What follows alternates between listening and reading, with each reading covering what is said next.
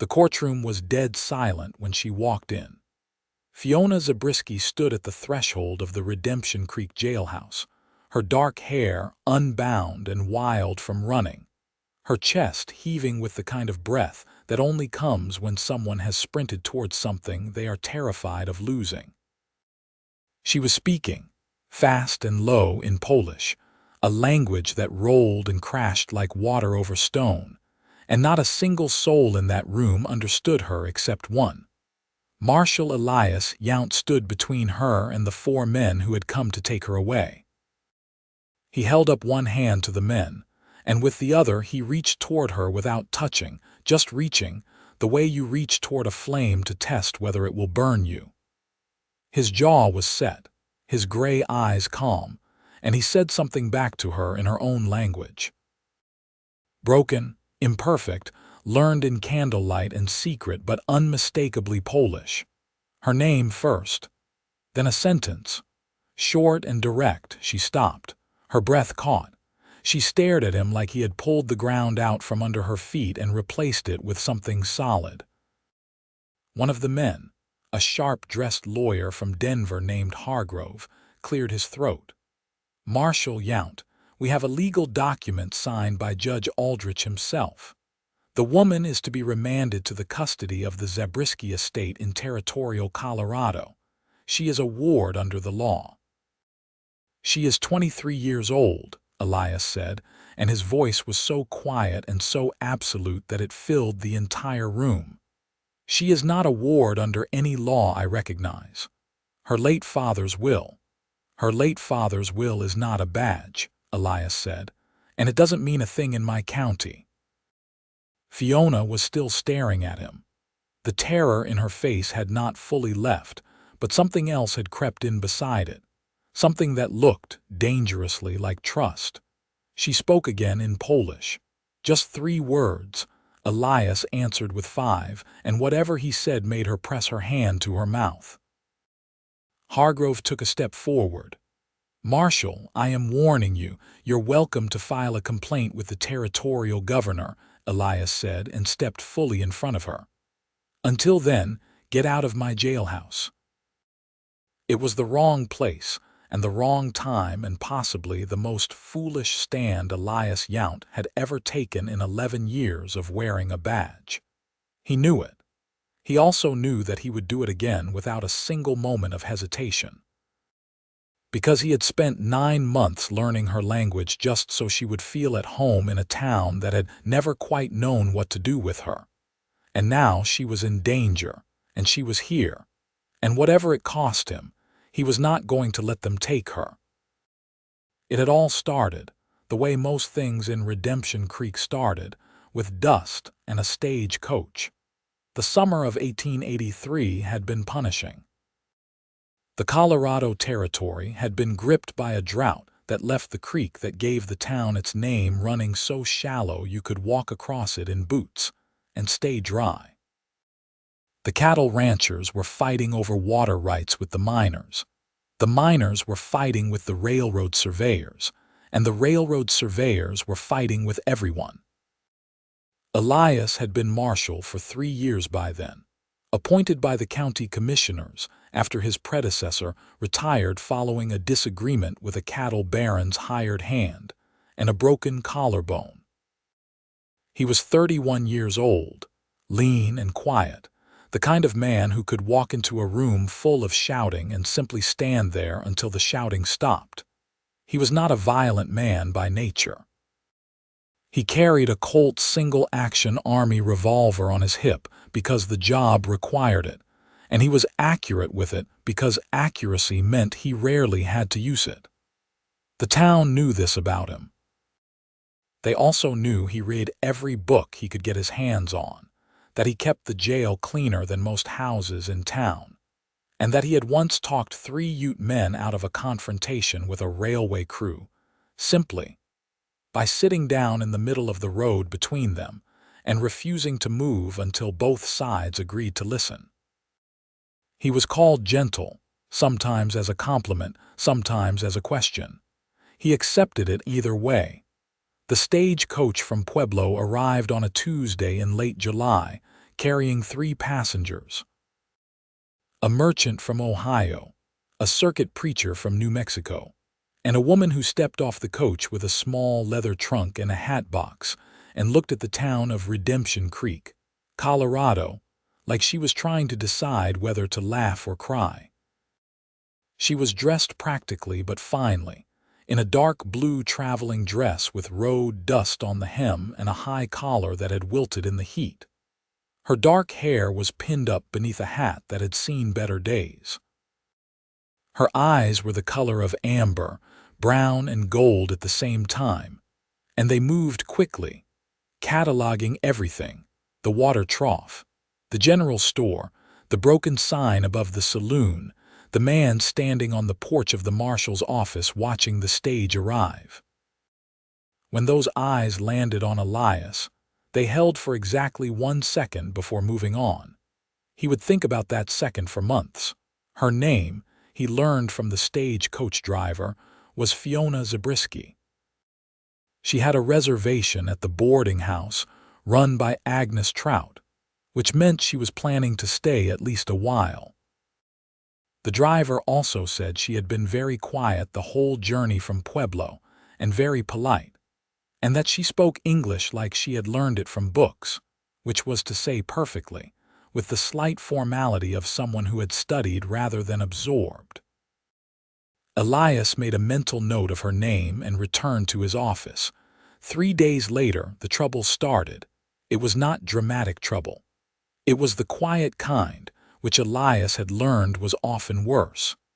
It began with boys throwing mud at her wash on the line behind the boarding house. Then someone wrote a word on her door in chalk, a foreign word, but meant as a slur in any language. Then old Tom Dietrich at the hardware store refused to sell her a broom. Elias was informed of this last incident when Fiona walked into his office and placed both hands flat on his desk and looked at him with those amber eyes and said, in her careful, book-learned English, "The man at the hardware store will not sell me a broom. I would like to know if this is legal." He looked at her for a moment. "No," he said. "It is not." "Good," she said. "Then I would like you to come with me so that he understands that." He went. He was not entirely sure why the direct precision of her request moved him so immediately. Most people in Redemption Creek beat around the bush for 5 minutes before getting to the point. She had walked into his office, stated the problem, stated what she wanted, and waited. He respected it enormously. Old Tom Dietrich sold her the broom.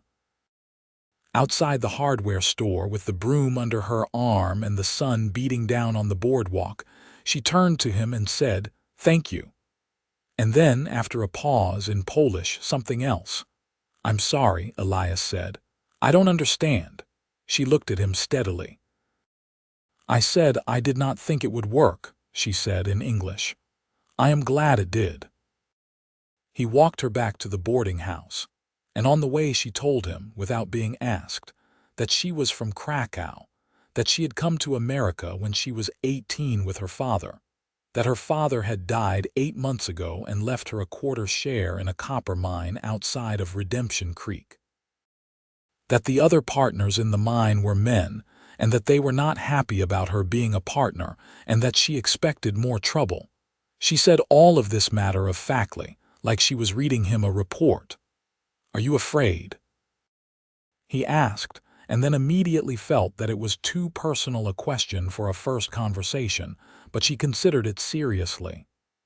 "Yes," she said, "but I have been afraid before. Fear is not the same as helpless." He thought about that sentence for the rest of the day. He thought about her, in general, a great deal more than was strictly professional. He told himself it was because she was clearly going to be a source of conflict in the town, and it was his job to anticipate conflict. He told himself this with less and less conviction as the weeks went on. She had rented a small house on the eastern edge of town by the end of August. It was not much, 2 rooms and a stove and a window that faced the mountains. She had planted something in the little patch of dirt out front. He did not know what it was. He made a point of not going close enough to look, which required conscious effort. Agnes Trout, who had taken a liking to Fiona in the way that sharp-tongued older women sometimes took inexplicable likings to young women with backbones, informed Elias at the general store one morning that Fiona was planting herbs from seeds she had brought from Poland. "She talks to them," Agnes said with something that sounded like approval. "In that language of hers. I heard her through the fence. It's beautiful is what it is, even if you don't know a word of it." Elias nodded and bought his coffee and thought about what Agnes had said for the rest of the walk back to his office. He went to the school teacher, Mr. Oliver Percy, that afternoon. Oliver was an educated man from Boston who had come west for his health and stayed because he liked the sky. He had a small but impressive library in the back room of the schoolhouse. "You have anything on the Polish language?" Elias asked. Oliver looked at him over his spectacles. "The Polish language, books, grammar, vocabulary, that sort of thing." Oliver was quiet for a long moment. Then he said, "I might have something. Let me look." He returned with a slim, battered volume titled A Practical Grammar of the Polish Language, published in New York in 1872. "I have absolutely no memory of how this came to be here," he said. "You're welcome to borrow it." Elias carried the book home that night like it was something fragile. He opened it after supper. He read for 3 hours. Polish was not like anything he had encountered before. It had 7 grammatical cases, which meant every noun changed its ending depending on what it was doing in the sentence. It had consonant clusters that looked impossible to pronounce. It was gendered in ways that required knowing the gender of every noun and then adjusting everything around it. He was absolutely hooked. He did not examine why with any particular honesty. He told himself it was a mental exercise. He told himself it was professional. He told himself, eventually, that it was because she had said something to him in her language and he had not understood, and he wanted to understand. He told himself this last reason was close enough to the truth that he could live with it. He practiced on his own for the first month. Pronunciation, mostly. He could not sleep on the nights when the case endings refused to stick in his memory. He walked patterns in his office, reciting declension tables under his breath, which caused Deputy Cal Briggs to ask him on several occasions whether he was feeling well. In September, a Polish-English dictionary arrived from a bookseller in Denver. He had written away for it in August. When it came, wrapped in brown paper, he sat with it at his desk and felt something he had not felt since he was a boy, doing something he was not supposed to do and enjoying it enormously. He was not sure what the Polish word for joy was. He looked it up. Radosk. He sat with that word for a while. He began to pick up words from context.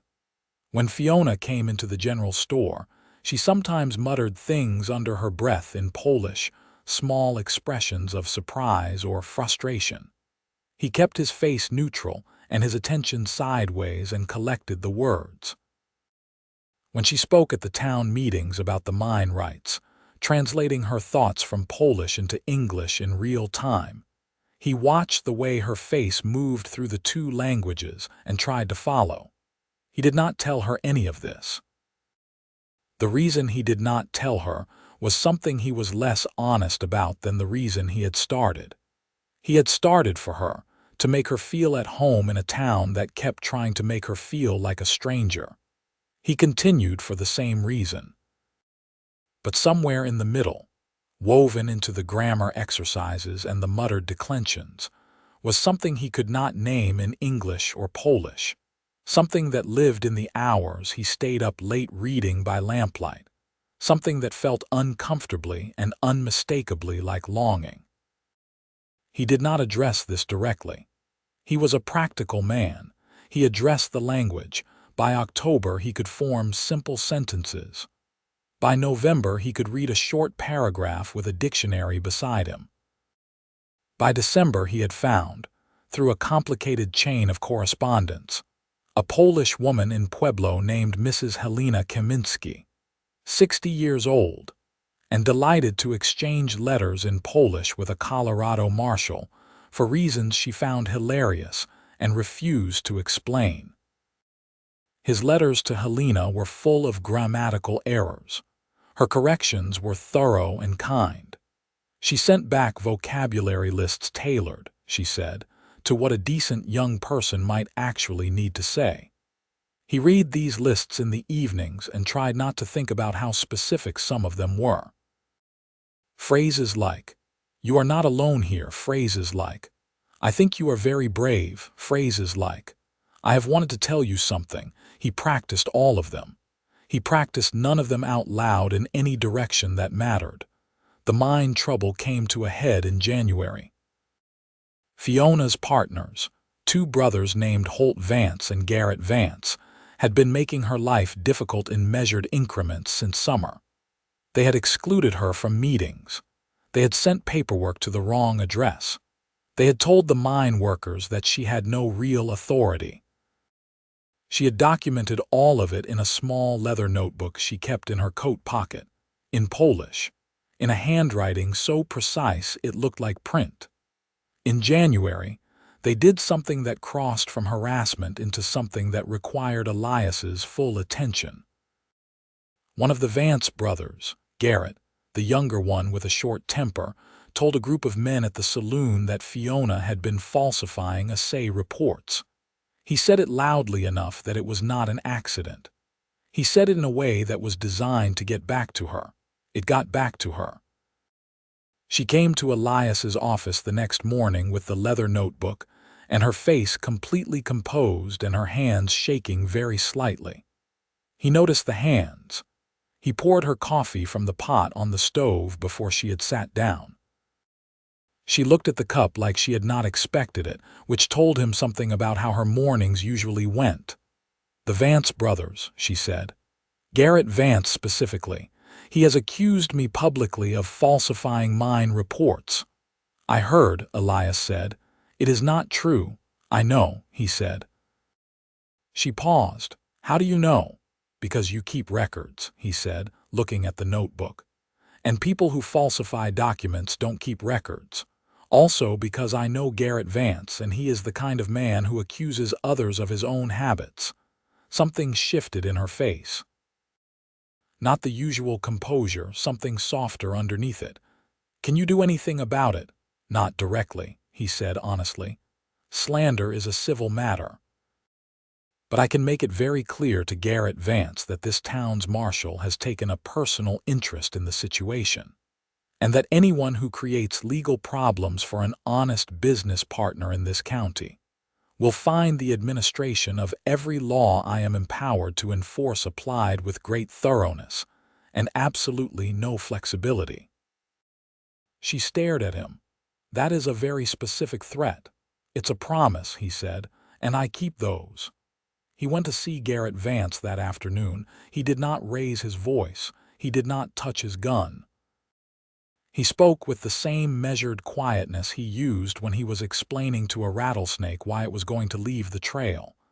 Garrett Vance listened and became very still and said he had been misquoted. "Good," Elias said. "Stick to that." Fiona sent him a jar of something homemade with a note in Polish. He spent 20 minutes with the dictionary and determined it was pickled cabbage, and that the note said, in rough translation, something close to, "Thank you. I made this myself. I hope you like cabbage." He did not particularly like cabbage. He ate all of it. February arrived with snow so heavy the mountains disappeared. The town pulled in on itself the way frontier towns did in hard weather. Fires burning, people clustered, tempers running either very warm or very short. Elias made his rounds in the mornings, checked the frozen water troughs and the iced-over road, and the people who lived alone on the edges of town to make sure they had fuel and food. He made a point on these rounds of passing by the small house on the eastern edge with the bare herb patch out front. He told himself this was routine. He was not a particularly good liar, even to himself. One morning in February, he came past and found her outside in the cold, wrestling with a frozen water pump with both hands and considerable profanity. The profanity was in Polish. He understood approximately half of it. He was impressed by both the vocabulary and the effort. He moved her hands aside and worked the pump himself, and after a few minutes it gave and water came out in a thin, reluctant stream. She was standing very close to him in the cold, close enough that he could see her breath. Close enough that, when he turned to say something, they were nearly at eye level. He had nothing to say. He forgot every word of every language he knew. "The pump freezes every night," she said, as if this were a perfectly ordinary observation to make while standing this close to someone. "I can fix the seal," he said. His voice sounded strange to him. "Stop it from freezing." "You know how to do that. I grew up on a farm," he said. "My father made me fix every pump on the property at least once. He believed in knowing how things worked." She smiled. It was not the composed, careful smile she used in public. It was a real one, quick and bright, gone almost before he could register it. But he registered it. "So did mine," she said. And then, in Polish, something soft. He knew what she had said. He had learned it from Helena's vocabulary list. It was close to. He would have liked you. He did not know what to do with that. He fixed the pump seal instead. He fixed it very, very carefully, and it took a long time. She made coffee and they sat on opposite sides of her small table, and he asked her about her father and she told him. Andrzej Zabriskie had been an engineer, a man of precise mind and wide curiosity, who had come to America following a failed political uprising in Krakow in the 1860s. He had worked in mines in Pennsylvania before coming west, always chasing the next thing, the next possibility, carrying Fiona with him from city to city like a navigator carrying a compass. He had been sick for 2 years before he died. She had sat with him through the worst of it, translating his Polish into English for the American doctors and their English back into Polish for him, sitting in the middle of 2 languages trying to build a bridge. She told this whole story in English, steady and clear, but in certain places she slipped a word in Polish without seeming to notice, and Elias catalogued every one of them in the back of his mind. He told her about his own father, which he did not often do. A farmer from Missouri who had come to Colorado in the 60s and built something out of nothing and then lost it in a drought and started again. A quiet man, a stubborn man. A man who taught his son that the difference between strength and violence was the difference between knowing when to hold a thing and knowing when to let it go. Fiona listened like she was listening to music. By the time he left her house, the sun was well past noon. He stood in the cold street and looked at the mountains and tried to put his feelings into some kind of order. They refused.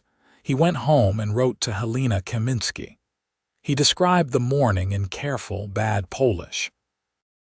Helena wrote back a week later in a letter that was equal parts grammar correction and the Polish equivalent of, "Well, what are you waiting for?" He did not answer that question. He worked on his accusative case instead. Spring came.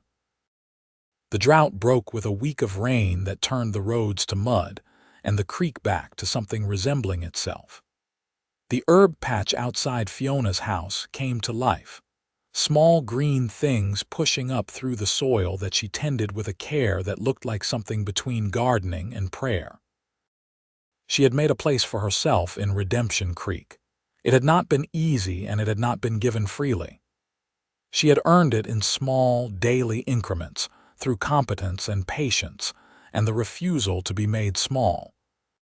She had found work translating for a firm in Denver, sending letters back and forth by post, Polish and English and occasionally a bit of German.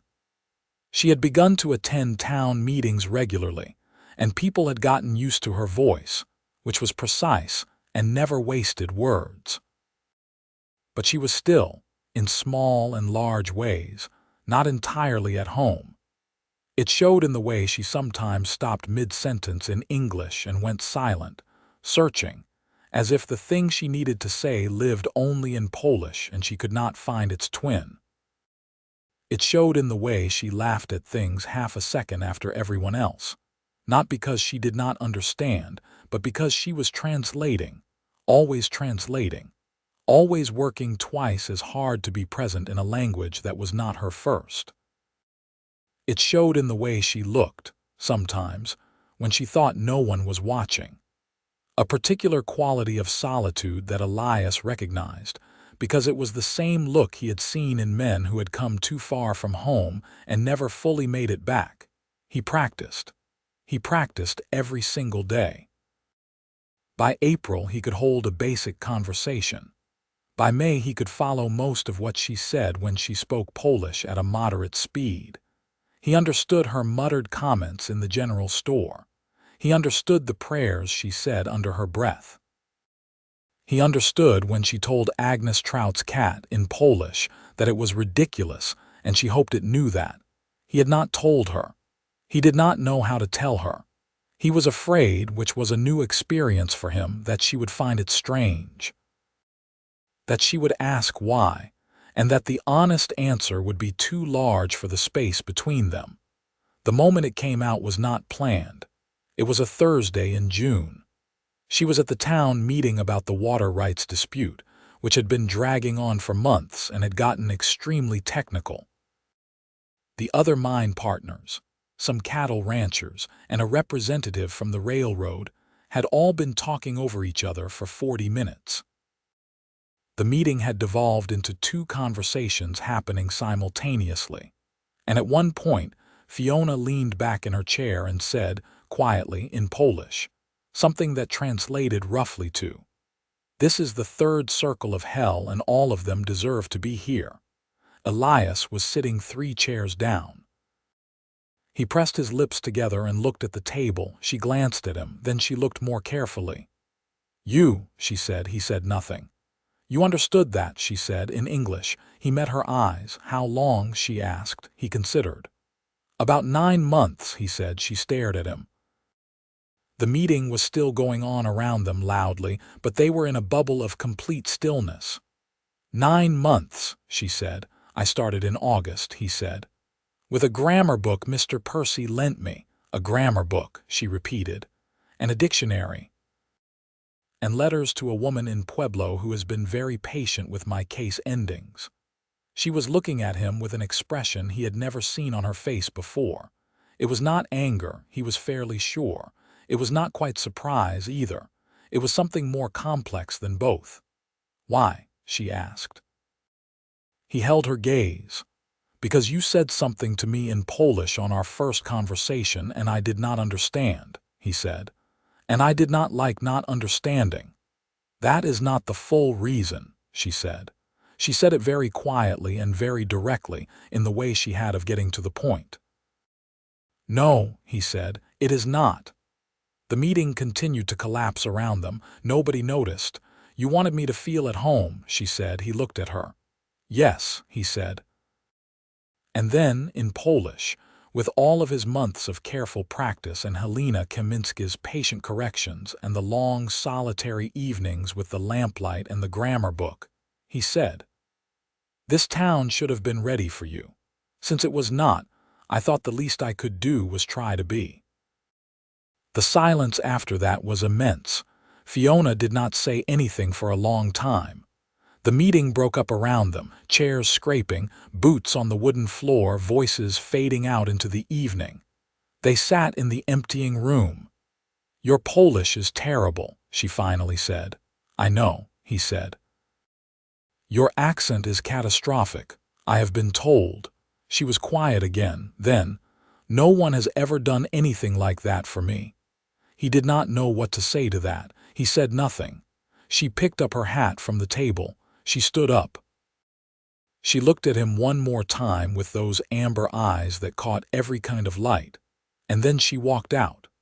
He sat alone in the empty meeting hall for 10 minutes and tried to figure out what had just happened. He concluded eventually that something had shifted, the way tectonic plates shift, not visibly, not dramatically, but absolutely and irreversibly. He was right. She appeared at his office door the next morning with 2 cups of coffee, which she had clearly made herself and carried across town, because they were in her cups, not the ones from the general store. She put one on his desk. She sat down across from him. "Teach me something," she said. "In English. Something you think I have been missing." He thought about it. "Colloquialisms," he said. "The things people say that don't mean what they say. Give me an example." When someone says, "I'll be with you in a minute" here, they mean somewhere between 5 minutes and a week. She considered. That is genuinely unhelpful. Yes, but now you know.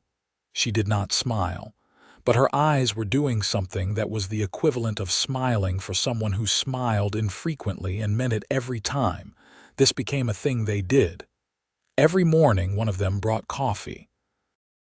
They traded languages across his desk, him making mistakes in Polish that she corrected with a pencil on whatever paper was nearby, her collecting English idioms and testing them out with the precision of a scientist observing reactions.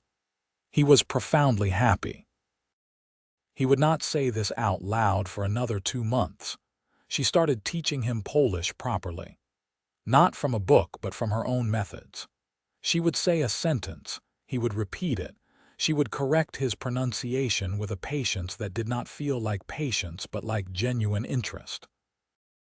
She showed him the rhythms of the language where the stress fell, why certain consonants clustered, the way Polish breathed differently than English from a different part of the mouth. He was, she told him one morning, actually getting better. "Thank you," he said in Polish. "Your accent is still catastrophic," she said. "You have mentioned that. It bears repeating." He looked at her. She was looking at the window where the morning light was coming in sideways and catching the dust motes in the air and the side of her face in equal measure. She looked, he thought, like she had settled into something. Like a person who had been holding their breath for a long time had finally, quietly exhaled. He wanted to be the reason for that. He was terrified of being wrong about being the reason. "Fiona," he said. She turned. "I need to tell you something, and I am going to say it in Polish, which means you will have to tolerate the accent." She was very still. "All right," he said. "I think about you every morning when I wake up and every evening when I go to sleep and quite a lot of the time in between. And I think this has been true since the day you walked into my office about a broom." He paused. "And I understand if that is too much, but I thought you should know, because you seem to me like a person who does better with true things than comfortable silences." She looked at him for a long time. "Your Polish," she said finally, "is getting less catastrophic." "That is not Elias," she said, and the way she said his name in that language with that accent with 4 months of morning coffee built into it stopped him completely. "I know," she said. "I have known for a while." She paused. "I think I have been waiting for you to say it." "Why didn't you say it first?" he asked. "Because I was afraid," she said. "Which you know is not the same as helpless, but I was still afraid." He understood. He nodded. He said in careful, terrible Polish, "I am not going anywhere." She stood up. She walked around his desk. She stopped in front of him, and he stood too, because it seemed like the right thing to do, and they were very close, and she put her hand on the side of his face and looked at him with those amber eyes that had been cataloging him as carefully as he had been cataloging her words. She kissed him. It was not gentle or tentative. It was the kiss of someone who had made a decision and meant it. He kissed her back, and the world outside continued to be the world. The creek ran. The mountains stood. The dust of the Colorado Territory turned in the morning light, and in the small jailhouse office in Redemption Creek, something came home. The summer of 1884 was different from the one before. The drought was over. The water rights dispute was resolved, tediously, through arbitration that left nobody happy, which Elias had always believed was the sign of a fair outcome. The Vance brothers had been quiet since Elias had paid Garrett a second visit in March, this time with documentation from Fiona's notebook, and a very specific list of mining regulations they were in violation of. Fiona had been given full and formal acknowledgement of her partnership in the mine in April. She had stood in the office where it was signed with her hands clasped in front of her, and her face completely controlled. And afterward, outside, she had turned her face up to the sky and breathed out a long, slow breath that Elias had felt in his own chest. They spent the evenings together when they could. They had dinner. They sat on her little porch among the herbs, which had grown into something lush and fragrant and improbable for the Colorado high desert. She read to him in Polish from a book of poetry she had brought from Krakow, and he followed some of it and lost the rest, and it did not matter because her voice reading Polish poetry in the evening light was one of the most beautiful things he had encountered in his life. He told her this. She told him his Polish was almost acceptable. He understood, by now, that for Fiona Zabriskie almost acceptable was the highest compliment in her vocabulary, and he received it accordingly. Agnes Trout told everyone in town who would listen that it was about time. Deputy Cal Briggs, who was 24 years old and had been watching his Marshal go quietly and obviously mad for the better part of a year, expressed his feelings by saying, "Finally," and then changing the subject immediately, which was how Cal handled most emotional situations. In August, they had their first real argument. It was about the house. Elias had suggested, tentatively and badly, that perhaps she might consider moving to a larger place, now that she had income from the mine and the translation work, somewhere that was easier to heat in winter and had a better pump. She had asked why, and he had said, somewhat less carefully than he should have, that it was a small house for 2 people. She looked at him for a long time. 2 people, she said. He realized what he had said. He felt heat climb his neck. I know what you meant, she said. Are you asking me something? I think I meant to ask it more formally than that, he said. Then perhaps you should try again, she said. He tried again. He was in his Marshal's office because that was where they were, and there was a wanted poster on the wall behind her and a half-empty coffee pot on the stove, and the whole thing was completely unromantic by any objective measure, and he said, Fiona, will you marry me? He said it in Polish. It was not catastrophic. It was actually, she would later tell him, nearly perfect. She said yes in English because she believed in meeting him halfway. They were married in October in the small church on the hill above Redemption Creek. Agnes Trout organized half of it without being asked.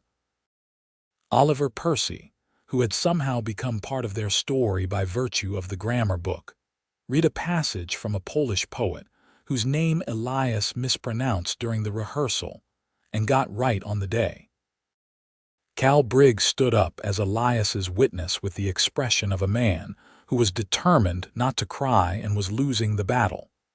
Mrs. Helena Kaminsky came from Pueblo. She was a short, round woman with white hair and eyes that missed nothing, and she embraced Fiona when they met like they were old friends, which in some ways they were, through the medium of Elias's terrible letters. She said to Elias, in Polish that he mostly understood, that she had known from his first letter what this was about, and she was very glad. He said in his best Polish, "Thank you for the vocabulary lists." She laughed so hard she had to sit down. Fiona, in a dress the color of winter sky with her dark hair loose and a sprig of her garden herbs pinned at her collar, walked toward him down the aisle of that small church, and looked at him like he was the place she had been looking for. He looked back at her the same way. He said his vows in both languages. He had prepared this. Helena had helped with the Polish. His voice did not shake, which he was proud of. Her eyes were bright, not with tears exactly, but with something that had the same shine. After the church, after the dinner at the hotel, after the dancing where Elias proved that whatever else he had learned, rhythm was not among his achievements after all of it. They walked home to the small house on the eastern edge of town under a sky full of Colorado October stars. She said, standing at the door in Polish, looking up, "My mother used to say that the stars are the same everywhere, that no matter where you go, the stars follow you." He stood beside her. "Did you believe her?" "I do now," she said, "because I went very far and they did follow me." She paused. "And you were here." He put his arm around her. She leaned into him. The herbs were still growing in the patch by the door, alive in the cold, something stubborn and green in the dark. He thought, this is home, not the geography, not the house. This is what home is. This particular warmth, this particular voice, this particular woman who arrived on a stagecoach and made a place for herself in a town that was slow to deserve her. He held her and looked at the stars and felt the whole weight of the year settle into something solid. The troubles did not end with the wedding. Troubles rarely did in 1884 in the Colorado Territory. November brought Hargrove. The lawyer from Denver arrived with his legal documents and his sharp suit and his air of someone who had decided that the law was whatever he needed it to be in the moment. He was representing, he said, the interests of the Zabriskie estate, specifically the distant cousins in territorial Colorado who had contested Andrzej Zabriskie's will. He had papers, he said, signed by Judge Aldrich, asserting that Fiona was a ward of the estate and that her marriage was legally questionable without the estate's consent. Fiona had received notice of this by letter the day before. She had read it at the kitchen table while Elias watched and said nothing, only waited, because he knew she needed to read it twice before she spoke. When she looked up, her face was calm and her eyes were hard. "They want the mine share," she said. "Yes," he said. "They have been waiting for a legal instrument they could use." "Yes. This Judge Aldrich, do you know him?" "I know of him," Elias said. "He has a reputation for being available to certain interests." She was quiet. Then, "What can we do?" "First," he said, "I need to see those documents. Second, I need to speak with a lawyer in Denver who is not available to certain interests.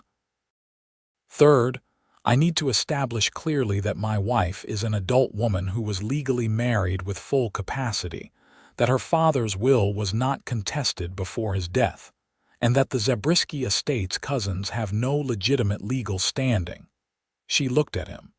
"You have thought about this?" "I thought about it all night," he said, "while you were sleeping." She reached across the table and put her hand over his.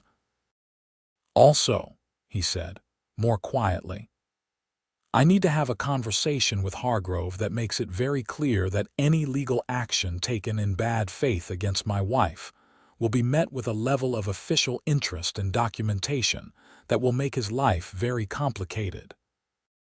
"You have a gift," she said, "for calm threats." "I prefer to call them firm assurances," he said. What followed was 3 weeks of paperwork, correspondence, and legal maneuvering that Elias undertook with the same methodical thoroughness he brought to every problem. He wrote to a lawyer in Denver named Samuel Alcott, who was known for being difficult to purchase. He assembled every document related to Andrzej Zabriskie's estate. He corresponded with the county clerk in Pueblo, where the will had been filed. And he filed a formal complaint with the territorial judiciary regarding Judge Aldrich's pattern of rulings in cases involving property disputes where certain parties had financial interests. which was a very long and formal way of saying he told the higher court what Aldrich was doing. This last action had consequences he had not entirely planned on. It created enemies, but it also, eventually, led to a review of Aldrich's rulings that removed him from the bench, which meant Hargrove's documents were signed by a judge whose authority was subsequently called into question. The case against Fiona collapsed in January. She was in the kitchen when Elias came home with the letter from Alcott. She was making something that smelled extraordinary and that he had learned was called bigos, a Polish stew that required about 4 hours, and his sincere gratitude. She read the letter, read it again, put it down on the table. "It is finished," she said. "Yes," he said. She stood very still for a moment. Then she sat down on the kitchen chair and put her face in her hands and cried, not quietly, not composedly. She cried the way a person cries when they have been holding something up for too long, and they can finally let it down. He sat beside her and put his arm around her and said nothing, because there was nothing to say. He just held her and let it happen. After a while she straightened up and wiped her face with her apron and looked at him with red eyes and said in Polish, "I am sorry." "Don't," he said, in Polish. "I never cry," she said. "I know," he said. "You have been very frightened for a long time and now you do not have to be. That is what tears are for." She looked at him for a long moment. Then she leaned her forehead against his shoulder and sat there quietly. He thought about all the things she had carried. The death of her father. The move to a country that kept telling her in small and large ways that she was not quite wanted. The mind fight. The legal challenge. The daily labor of existing in a language that was not her own, translating herself for a world that rarely tried to translate itself for her. He had only tried to meet her halfway. He had gotten a grammar book and a dictionary and a patient woman in Pueblo and spent 9 months getting his case endings wrong. It was a small thing. He knew it was a small thing, but she had said, "No one has ever done anything like that for me." He held her in the kitchen with the bigos simmering and the winter light coming through the window and thought that whatever else had gone wrong in the world, this particular thing had gone right. Spring of 1885 began early. The mountains shed their snow fast, and the creek ran high and cold, and the town emerged from winter with the blinking energy of something coming out of hibernation. Elias had negotiated a new water rights agreement in February, one that was considerably better than the last, partly because he had spent the winter making himself extremely useful to all 3 parties and partly because he had a particular facility for sitting in a room where everyone was angry and making them all feel heard while quietly guiding them toward the only practical solution. Cal Briggs said once that watching Elias Yount run a meeting was like watching someone herd cats without them noticing. Fiona, when told this, said it was the most accurate description of her husband she had heard. Fiona's work had expanded. The translation business, which had started as a way to earn income, had grown into something she was genuinely passionate about. She had taken on correspondence for 3 mining companies, a legal firm, and a Polish immigrant aid society that helped new arrivals navigate the territories. This last she did partially for money and partially for reasons she described as, "Because I know what it is like to arrive somewhere and understand nothing, and I do not want anyone to feel that if I can help it." She had hired an assistant, a young woman from the town named Ruth Aldgate, 19 years old and sharp as a tack, who did not speak a word of Polish but was learning, under Fiona's instruction, with the kind of aggressive determination that Fiona found delightful. She taught Ruth the way she taught Elias, sentence by sentence, correction by correction, with genuine expectation that the student would get there. Ruth told Elias, confidentially, that Mrs. Yount was the most demanding and most encouraging teacher she had ever had, and that she was not sure those two things were supposed to coexist, but that they definitely did. "That is her in a sentence," Elias said. He said it with such complete and unguarded warmth that Ruth looked at the floor. In April, Fiona told him she was pregnant. She told him in Polish. Not for any deliberate reason, he thought, but because the most important things had started, gradually, to happen in Polish first. It was the language of her interior life, the one her thoughts ran in, and he had learned enough of it that she no longer had to translate herself fully into English when she was talking to him about something that mattered. He stood in the kitchen holding a coffee cup and said in Polish, very quietly, "Are you certain?" "Yes," she said. He put the coffee cup down. He crossed the kitchen and held her face in his hands and looked at her, and he could not find a single word in either language that was adequate, so he said nothing, just held her face, and after a moment she laughed, which was the real laugh, bright and quick, that he had been collecting and cataloging since the beginning. Their son was born in November of 1885. He was born in the small house on the eastern edge of town, attended by the doctor and Agnes Trout, who had decided this was happening whether she was invited or not. It was a long labor, 14 hours, and Elias sat in the kitchen through all of it with his hands clasped together, and a calmness on his face that was completely artificial. Agnes came out at one point and told him to drink water and stop looking like a man awaiting a verdict. He drank the water. When the doctor finally opened the door and said, "Everything is fine, a son," Elias closed his eyes for a moment that had nothing performative about it. They named him Andrzej Elias Yount, Fiona's choice for the first name, his choice for the middle. He was a small, fierce, loud baby with dark hair that stuck up in every direction, and an expression that Elias recognized immediately as his wife's expression when something was not going according to plan. He told her this. She looked at the baby and looked at Elias and said, "He has your chin." "He does not. He absolutely does." Agnes, from the other side of the room, said, "He has both your chins and your worst habits already. Now stop arguing and let me hold him." They let Agnes hold him.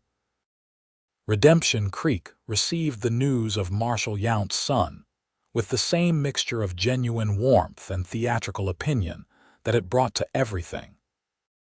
The general store proprietor, Mr. Harold Fenn, who had warmed to Fiona considerably after she had translated 3 contracts for him at a very reasonable rate, put a sign in his window. Oliver Percy, the schoolteacher, arrived with a book of Polish fairy tales that he had ordered specially from a bookseller in Chicago, which made Fiona go quiet in the way she went quiet when something moved her too much to speak. Ruth Aldgate, promoted to full associate in Fiona's translation office by this point, organized a contribution from the staff of said office, which was herself, and 2 part-time correspondents, toward a new piece of furniture for the baby's room. The furniture was a small wooden chest that one of the miners, who turned out to have been a carpenter in an earlier life, had made and that Fiona had helped paint with small designs around the edges. Flowers that Elias did not recognize until she told him they were the flowers that grew in the hills around Krakow.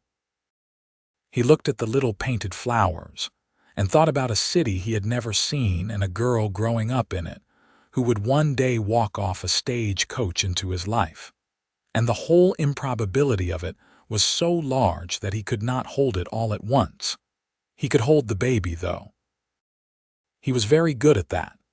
Andrzej, called Andries by the family and Andy by everyone else, grew into a boy who was loud and curious, and who learned both languages simultaneously and with perfect confidence, switching between them mid-sentence in a way that made visitors stop and stare. Fiona had been deliberate about this. She spoke to him in Polish first, always. Elias spoke to him in English and attempted Polish. Andries, from the age of about 2, had taken it upon himself to correct his father's Polish with the pitiless accuracy of a child who does not know the word for mercy. Elias accepted this. He got better, actually. Having a small person correct him 700 times a day was remarkably effective instruction. The mine continued to operate and to generate income. Fiona's partnership had been legally solidified, and the Vance brothers, after a series of bad business decisions unrelated to her, had sold their shares and moved to Nevada. The mine was now managed by a foreman named Patrick Acaffer, a man who had come to the Colorado Territory from the east and who ran the operation with a competence and fairness that made Fiona very glad she had hired him and made Elias glad he had recommended him. The translation office grew into something more than Fiona had planned. By 1887, it employed 4 people, translated for 12 regular clients, and had begun to receive inquiries from Polish immigrant communities in 3 different territories. Fiona had developed a correspondence network that connected Polish arrivals in the American West with resources, legal help, and practical information about navigating a country that was not always welcoming. She wrote one letter, which she read to Elias at the kitchen table before sending it, to a newly arrived family in New Mexico who had written to her describing their situation with a desperation that came through even in the formal written Polish. She had translated this letter for Elias, and the desperation was there in English too. A family with 5 children trying to find work and encountering the particular hostility that was reserved for people who looked or sounded different from the established majority. She wrote back to them with practical information, a list of contacts, an offer of direct correspondence, and a paragraph at the end that Elias asked her to read twice. She had written, "I know how it feels to arrive in a place that is not ready for you. I know how it feels to carry your whole life in one language and have to set it down at the door and pick up another one that fits differently. It gets easier, not because the place changes, though sometimes it does, but because you find the people who will try to meet you where you are. They exist. Keep looking." He looked at her across the table. She looked back. He said in Polish that was no longer catastrophic, that was actually quite good by now, warm and genuine, and still with that accent she had always called catastrophic and had long since stopped wanting to correct. "I love you." She said it back. She had said it to him many times. She would say it many more times over many more years, across the table and in the evening on the porch and in the mornings before the world got loud. She said it in Polish and he answered in Polish, and the language that had begun as something he learned from a borrowed book in lamplight was now, somehow, partly his, the way the house was his, and the town was his, and the life they had built together from nothing and stubbornness and small daily acts of love was his. Their second child, a daughter, was born in the summer of 1888. She arrived in the new house because they had finally moved in 1887 into a larger house with a better pump and more rooms and a garden big enough for Fiona's ambitions, which had expanded considerably since the little patch of herbs. She arrived loudly and with her father's gray eyes and her mother's dark hair and an expression, the doctor noted with some amusement, of profound dissatisfaction with the current state of affairs. They named her Lena Jadwiga Yount, Jadwiga for Fiona's grandmother. Lena because Elias had suggested it and Fiona had said it in Polish 3 times, testing how it sounded, and then said, yes. Andries, who was 2.5 and had very definite opinions about most things, inspected his sister with the air of a property assessor and declared her, in a mixture of Polish and English, acceptable. Elias recorded this officially as a positive reception. Agnes Trout, who had become so thoroughly embedded in the fabric of their lives that Fiona called her aunt in both languages, held the baby and said nothing for a long time, which was so unlike Agnes that everyone in the room understood it was the highest compliment available. Elias looked at his family, at the baby in Agnes's arms and the boy climbing carefully onto his mother's bed to look, and the woman who was his wife lying back with the exhausted peace of someone who has done an enormous and difficult thing and knows it, and felt the kind of happiness that is quiet and enormous, not loud joy but deep warmth, the kind that does not need to announce itself because it is simply the condition of things. Ruth Aldgate, now 23 and running the day-to-day operations of Fiona's office with impressive authority, had a standing offer of a full partnership that she was considering, which Fiona told Elias she expected Ruth to accept within the year. She was right. Ruth accepted in January. The winter of 1888 was mild. The spring of 1889 was beautiful. Colorado became a state in August of that year, which meant the territorial governor who had made Elias's professional life occasionally complicated was replaced by a state government that was, at least initially, open to a fresh start. Elias was offered the position of county sheriff in the new state structure. He talked it over with Fiona for 3 evenings running, going over the practical realities and the philosophical implications, and the fact that the job would take him further from home more often, and that he was not certain he wanted that. She listened to all of it. Then she said, "What do you want?" He thought about it. "I want to do the work," he said. "I want to keep doing what I have been doing. I am not sure a bigger title makes the work better." "Then tell them that," she said. "I can stay Marshal," he said. "The position carries forward into the county structure." "Then stay Marshal," she said. "You are very good at it." He looked at her. "You are very easy to talk to." "You say that like it is a compliment," she said. "It is the highest one I know," he said. He stayed Marshal. Redemption Creek in the 1890s was not the same town it had been when a stagecoach came in from Pueblo with a woman who needed a broom. It had grown. It had a proper school, an expanded general store, a second hotel, a reading room that Oliver Percy had organized and that had a shelf of books in Polish which Fiona had curated, and which was used more than anyone had expected by the growing number of Polish and Central European families in the region. It had a telegraph office and a post office and a doctor who had trained in the East and who did not refuse to treat patients on the basis of origin, which had not always been the case with the previous doctor. It was not perfect. It was still a frontier town with frontier problems. There were still men who came through looking for trouble. There were still injustices of the particular and stubborn kind that required patience and persistent effort to address. Elias addressed them. Fiona addressed them. They addressed them together, differently, through the specific instruments available to each of them, law and letter and language. He would come home from a long day, sometimes, with the weight of it on him, and she would put a cup of tea in his hands and sit across from him in the kitchen, and he would talk or not talk, whichever was needed, and she would listen or talk back, whichever was needed, and the evening would resolve itself, and he would remember again what the thing was that made all the rest of it possible. She would finish late sometimes, when a correspondence needed to go out, when a translation was urgent, when one of her network families needed help immediately.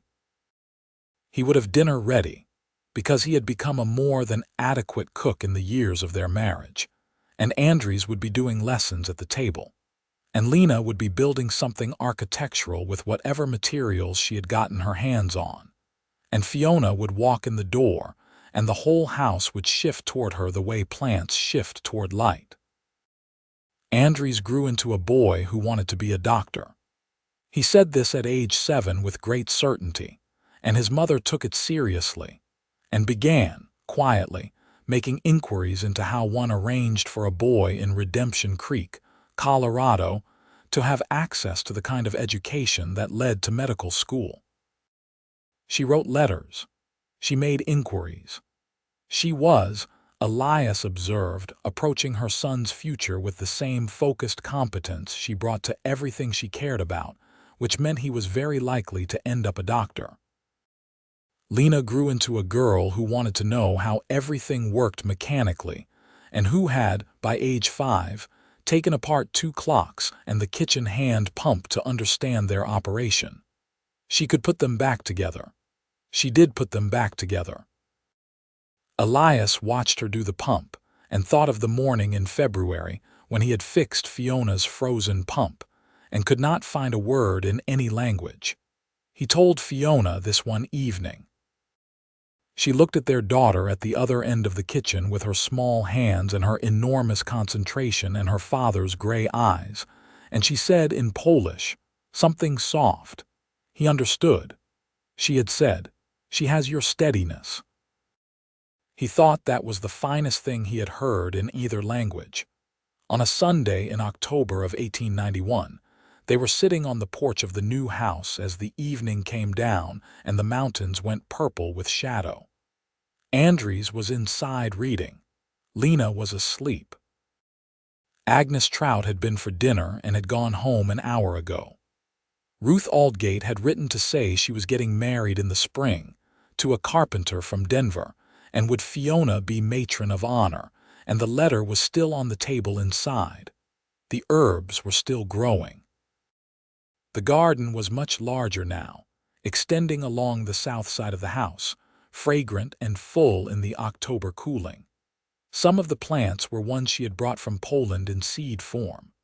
Others were ones she had found here and added to her vocabulary of growing things. The garden was, Elias thought, a kind of autobiography. He had his arm around her. She had her head on his shoulder, something she had been doing since that first winter and which still settled something in him every time. "Are you happy here?" he asked, in Polish. She was quiet for a moment. "Yes," she said, "you are still sure." She lifted her head and looked at him. "Elias, I just want to know, why?" she asked. "Because you could have gone many places," he said. "You are capable of making a home anywhere. I am aware of that. I just want to be sure that this is the place you would choose." She looked at him for a long time with the amber eyes that had never stopped being the most interesting things in any room he had ever been in. "I would choose you," she said. "Everywhere else follows." He held her gaze. "My Polish," she said, "when I arrived here had nowhere to go. I could speak it to myself and to the plants and to Agnes's cat. I could think in it and dream in it, and there was no one to hear it." She paused. "You gave it somewhere to go, not perfectly, not without errors. But you tried and you kept trying, and that is not," she stopped. "That is not a small thing to me, it is a very large thing. It means that I did not have to leave half of myself at the door." He thought about this. "You never should have had to," he said. "No," she agreed, "but many people do. And many people never find the one who notices." She settled back against him. "I found you." He held her, and the evening got darker, and the stars came out over Colorado, and they sat together for a long time without speaking, because they had both languages between them now, and also the language past those, the one that did not need words at all. The following spring was the one that brought the most change. Fiona was expecting again, which she told him on a morning in March with the same directness. She brought to every significant piece of information. He received it with the same warmth, held her face in his hands again, found himself wordless again, and she laughed again, that bright, quick laugh that had been one of the first things he had collected. "You do this every time," she said. "I will probably keep doing it," he said. "I know," she said. She sounded pleased about this. They had already discussed, at some point in the years between, the fact that they wanted more children if it was possible, because they had the room now. and because both of them found that the specific joy of their family was something they wanted more of in whatever form it came. This felt, in March of 1892, like an answer to that discussion. Ruth Aldgate, now Ruth Harmon, came back from Denver for the spring with her husband, a quiet and kind man named Thomas Harmon, who was visibly devoted to her and who had, Ruth informed Fiona at their first dinner together, been instructed to learn at least 50 words of Polish before meeting her. He had learned 67. Ruth had counted. Fiona tested him at dinner. He passed with what she called an acceptable effort. Thomas Harmon, by his own account, had never been so terrified and so satisfied simultaneously in his life. Elias watched this dinner and thought of himself 9 years ago with a borrowed grammar book and a lamp burning low, and felt something very close to joy. Their third child was born in September of 1892. A son, which surprised nobody except Andries, who had been certain it would be another sister and was mildly indignant about being wrong. They named him Tomas, Elias Yount. Tomas for the Polish form of Thomas, a name both of them liked, and which had a small nod toward Thomas Harmon and the 67 Polish words. The second name was Elias's again, because Fiona said she wanted to keep him in it. He said, when she told him this, in Polish that had been good for years now and that she no longer corrected because there was nothing left to correct that was not simply the natural accent of a man who had come to a language late and loved it honestly. You have already kept me in everything. She looked at him and said nothing and put her hand over his, and that was all that was needed. Tomas was a round, calm baby who slept reliably and observed his family with the expression of someone attending a performance he found mostly entertaining. Andries, 10 years old and already serious about medicine, declared him a good specimen. Lena, 6 and operating at full mechanical curiosity, wanted to know how babies worked and received an age-appropriate explanation from her mother in Polish that was more thorough than most children her age received. The house was full. The garden was full. The life was full. Elias, at 40, wore his badge with the same quiet authority he had always brought to it. He was not a famous Marshal. There were no dime novels about him, which was fine. What he had done in 11 years in Redemption Creek was build something, not dramatically but solidly. A county where the law was applied with consistency, and the application of force was genuinely the last resort. A place where the man in the badge could be found at his desk, translating the situation for whoever needed translation, in the literal and figurative sense. The town knew about his Polish by now. It had become, over the years, one of the facts about him, like the farm he had grown up on, and the way he read everything he could find, and the fact that his wife was the most formidable correspondent in 3 territories. People sometimes asked him how he had learned it. He told them, a borrowed grammar book, a patient woman in Pueblo, and the stubborn conviction that if someone had made a home in his town, the least he could do was try to meet her in it. This was true and complete, and he felt no need to say more, though he knew it was also more than that, more than professionalism, more than courtesy.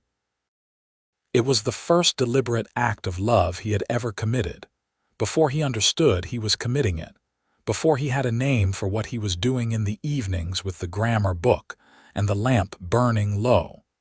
He had learned her language so she would feel at home. He had learned it imperfectly and with tremendous effort, and from the wrong direction. The way you approach all the best things in your life, not knowing entirely why but knowing that you need to. That something in you is already moving toward the thing before your brain has caught up with the reason. And she had come home, not to the town, which had required its own separate negotiation with all its small hostilities and its slow warmings, But to him, she had come home to him. In the evenings now, with the children asleep and the house quiet, they still sat across the table from each other sometimes, still trading languages, still finding the ones that did not have translations and navigating around them or through them. Her English had long since stopped having the formality of the learned. It was fluent and particular, shaped by years in the high Colorado desert, with occasional Polish slipping into it like light through a gap. His Polish had long since stopped being catastrophic. It had become, over years, something lived in and real, full of her corrections, and Helena Kaminski's vocabulary lists and Andries's pitiless childhood instruction, and the particular sound of Fiona saying his name in the language of the city where she was born. Helena Kaminski had died in 1890, at 72, still writing letters to the last, still delighted by what had happened between the terrible Polish Marshal and the young Polish woman with the copper mine shares. Fiona had written to her family and received a letter back full of warmth, and the information that Helena had kept every one of Elias's letters and that they were, the family said, quite something to read. He had written to them back in Polish. He thought Helena would have appreciated this. He stood in the doorway for a moment, just looking. Fiona came from the kitchen. She had flour on her apron and her dark hair was coming loose from its pin in the way it did when she had been cooking for hours, and she looked at him in the doorway and said in Polish, "You are late." "1 minute," he said in Polish. "That is not the same as on time," she said. "It is almost the same," he said. She looked at him with those amber eyes, 10 years of marriage in them, 3 children and a copper mine and a translation office and a town that had finally, mostly, gotten itself ready for her. And she said in Polish, with a precision and warmth that had not diminished 1 degree in all that time, "I am very glad you learned my language." He stepped forward and kissed her, right there in the doorway, with the flour on her apron and the children making noise behind her and Agnes, Trout saying something pointed in the background that he could not hear clearly. He said, against her hair, in the language he had borrowed from a grammar book and a patient woman and a decade of love, "I would learn it 100 times." She pulled back and looked at him. She was smiling, the real smile, the one she had never stopped giving him when he earned it. "Your accent," she said, "is still a little catastrophic." "I know," he said. He was absolutely, completely, irrevocably home.